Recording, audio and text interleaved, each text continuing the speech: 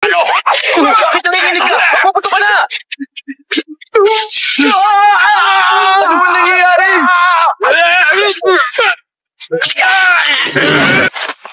Akala nyo ba matatalo nyo ako? Hindi ako basta-basta nagpapatalo sa katulad nyo. Ha? Anong nangyayari?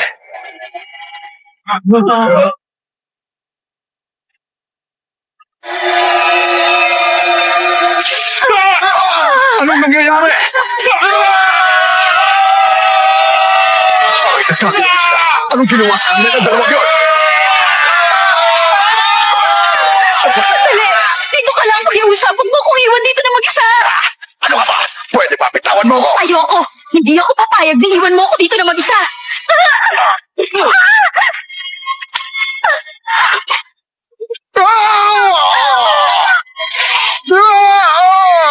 Saklolo, tulungan niyo ako!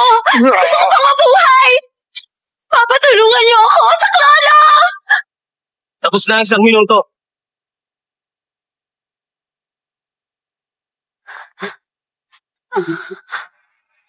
Ano, Rika? Kumusta? Nagustuhan mo ba ang panaginip mo? Isa lang ba yung panaginip? Sa totoo lang, ilusyon lang ang mga nakita nyo. Noong mapatingin kayo sa mga mata ko, nagsimula na kayo makakita ng mga hallucination sa loob lamang ng 1 minuto.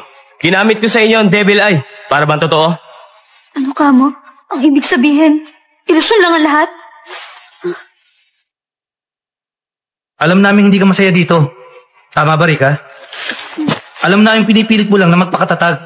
Pero siguro naman, alam mo nang wala nang dahilan para manatili ka pa dito. Ang mabuti pa, sumama ka na lang sa amin dahil hindi ka naman magiging masaya dito eh. Umalis na tayo dito. Tayo na. Hinihintay ka na ng ama mo.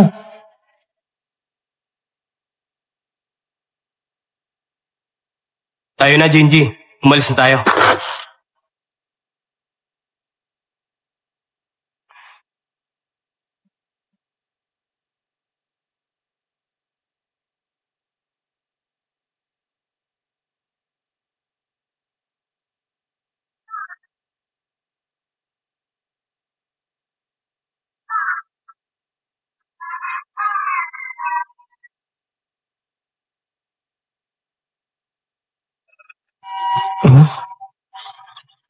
Oh, tataan lang ha. Bilisan nyo. Lolo, anong nangyari? Ano nangyari sa kanya? Magiging maayos ba siya? Oo, magiging maayos din siya. Kaya lang masyado nang mahina ang katawan niya, kaya kailangan na namin siyang dalhin sa ospital. Lolo, naririnig niyo po ba ako? Lolo, dumilat po kayo. Lolo, tignan mo, Ban. Gising na si Lolo.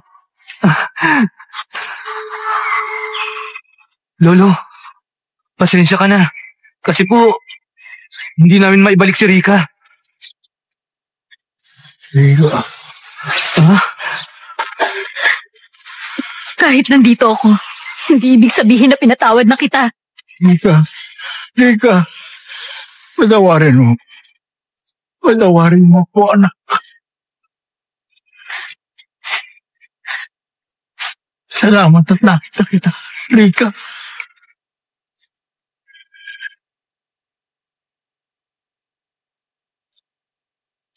Napakaganda dito. Isa itong resort na malapit sa langit. Mabuti Parang naman, isang paraiso. nakita na uli ni Lolo si Rika. Kaya pumunta na Natutuwa kayo. ka rin ba? Nakikinig ka ba? Bakit ba?